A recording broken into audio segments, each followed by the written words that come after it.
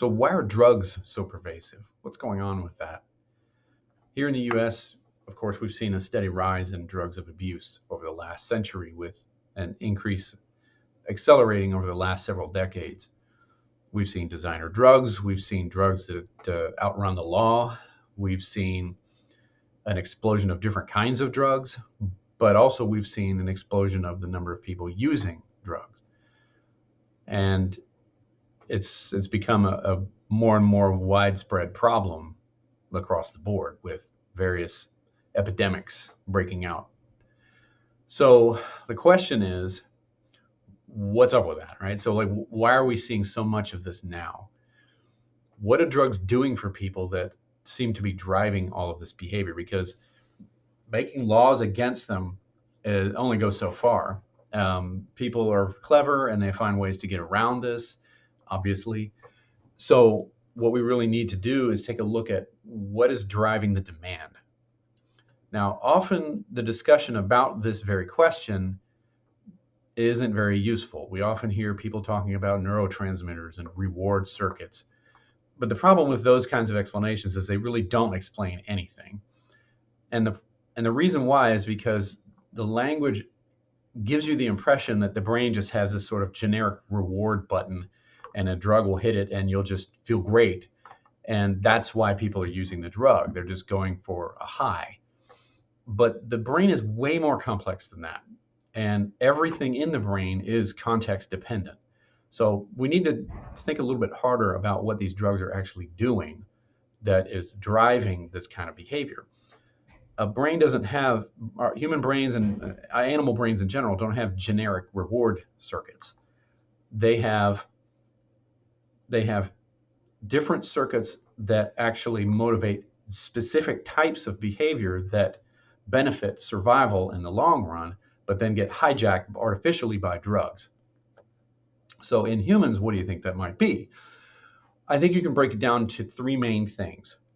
The three things that the drugs are basically hitting artificially are circuitry that motivate behavior that is seeking meaning, safety, and belonging. And the reason why these things are important is because they evolutionarily benefit survival.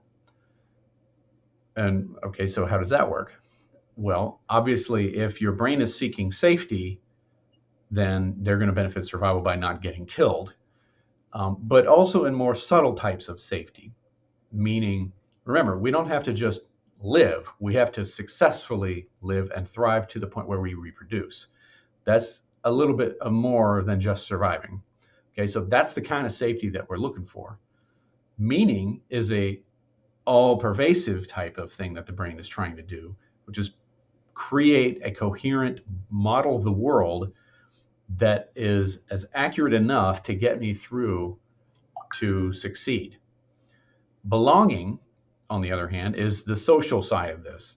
And in Homo sapiens, of course, being that we're extremely social animals, that we've put a lot of resources into the we're going to work together to survive type of behavior, well, the brains and all have lots of motivation to a whole lot of effort into making sure that this works. Okay, so we need to feel like we belong. And if we don't, our brains are going to make us feel miserable until we get back into that setting.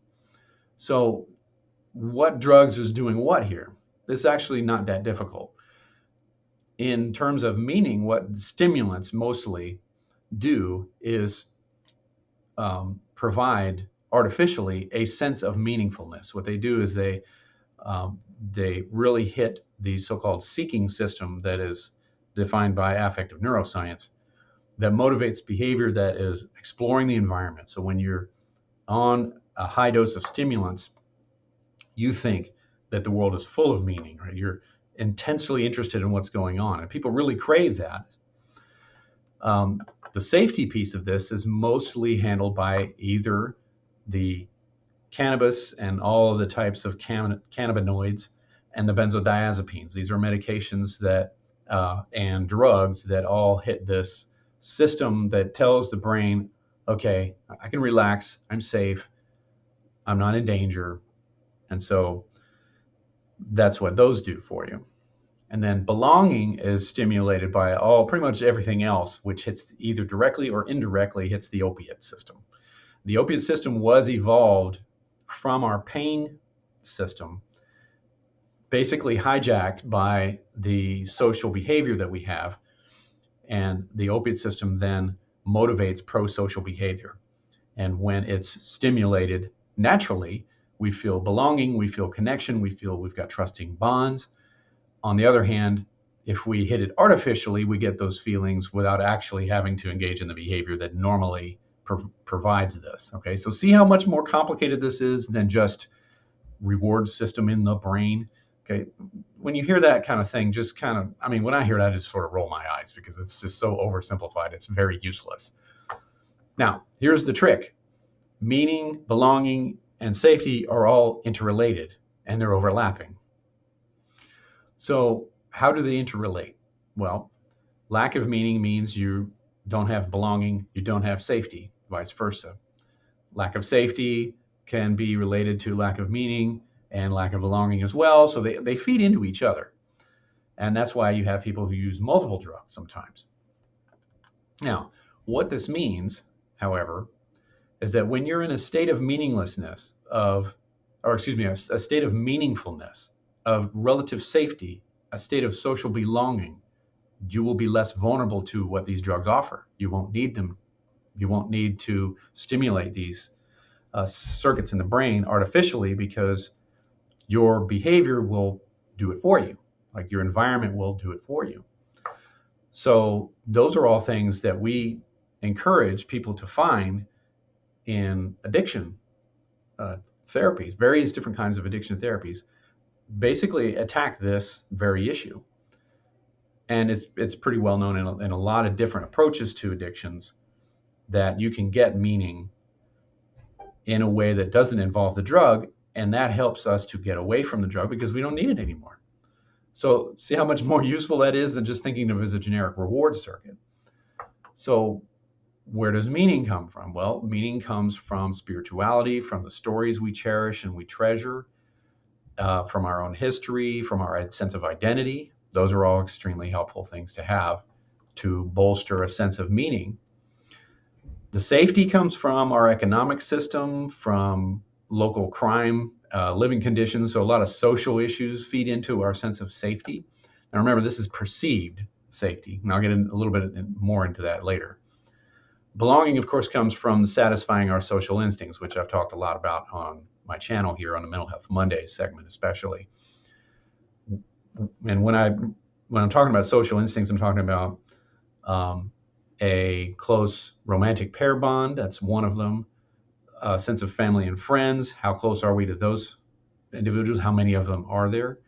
On the third axis of our social instincts are our sense of community and overall like belonging to a larger social group of some kind.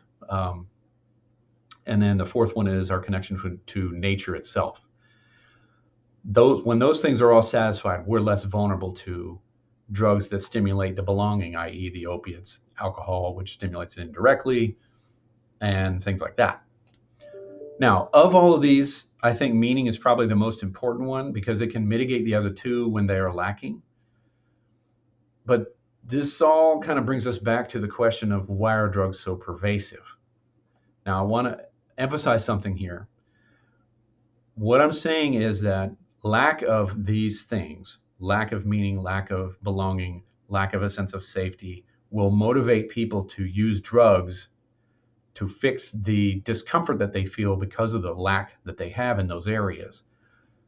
But it's not just a simple case of them, quote, self-medicating, unquote, okay? Because using the drug then creates new problems that they didn't have before. And so you're doubly in the hole at that point. Not only do we have to deal with the fact that using the drug has caused all these problems, but we still have to, at the end of the day, address the lack that motivated it in the first place, okay? So why I think drugs are so pervasive is because over the last century, we have seen a loss of these things in general in our culture, a loss of meaning, a loss of relative safety, and a loss of belonging. Now, when I say relative safety, there's a caveat here because objectively, I think we probably are safer than we were 100 years ago. But the brain never takes into account objective facts. It takes into account subjective facts. Okay. So our sense of perceived safety has a lot to do with learning and a lot to do with how safe we think we are. And you can experience a tremendous loss of a sense of safety, of perceived safety, if you are constantly bombarded with fear-mongering media, with things like massive wealth inequality that makes you feel like you're in a state of lack compared to people that you see out there with way more than you. All right. And we know that from cross-cultural studies that countries that have very, very large income inequalities correlate with depression symptoms, for example. There's many other things that do this, and I talk about this in other videos on Mental Health Mondays, but generally speaking, the loss of a sense of relative safety in one's environment will motivate drug-seeking behavior. And then last, of course, and not least, is the loss of belonging, and that's due to a lot of different social factors that have happened over the last century as well. Breakdown of extended family, breakdown of communities, shrinking family size, all of those kinds of things make us feel more lonely. So all of that stuff is why drugs are so pervasive. So here's your answer. Now, I think somebody should probably go out there and, fix all that. And then we won't see so many drugs. See you next time.